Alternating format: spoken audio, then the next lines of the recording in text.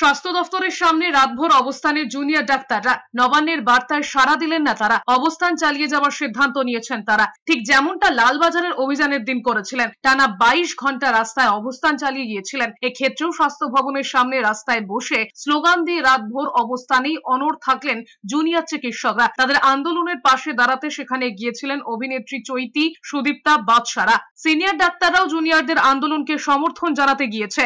মঙ্গলবার স্বাস্থ্য ভবন সাফাইয়ের ডাক দিয়ে অভিযানে নামেন জুনিয়র ডাক্তাররা। হাতে ঝাঁটা নিয়ে করুণাময়ী থেকে স্বাস্থ্য ভবনে ঘুঘুর বাসা সাফাই করবেন বলে স্লোগান দিতে থাকেন। প্রতীকী ব্রেন নিয়ে মিছিলে সামিল হয়েছেন আরজি করের আন্দোলনকারীরা। তাদের বক্তব্য, স্বাস্থ্য ভবনের কর্তাদের সুবুদ্ধি ফিরুক। ব্যানারে লেখা ছিল, স্বাস্থ্যের সিন্ডিকেট রাজের ঘুঘুর বাসা গুড়িয়ে দাও। প্ল্যাকার্ডে লেখা রয়েছে, উৎসবে ফিরছি না। স্লোগান উঠেছে, ধর্ষকদের শাস্তি দাও, নইলে শাসক বিদায় নাও। স্বাস্থ্য অধিকর্তা, স্বাস্থ্য শিক্ষা অধিকর্তার ইস্তফার দাবি তুলেছেন আন্দোলনকারীরা। তথ্য প্রমাণ লোপাটের জন্য যারা জড়িত তাদের বিচারের আয়তায় আনার দাবি উঠেছে। হাসপাতালে ও ক্যাম্পাসে রাজনীতি বন্ধ করতে হবে। এদিকে জুনিয়র ডাক্তারদের সমর্থনে শ্যামবাজারে মিছিল করে মায়েরা।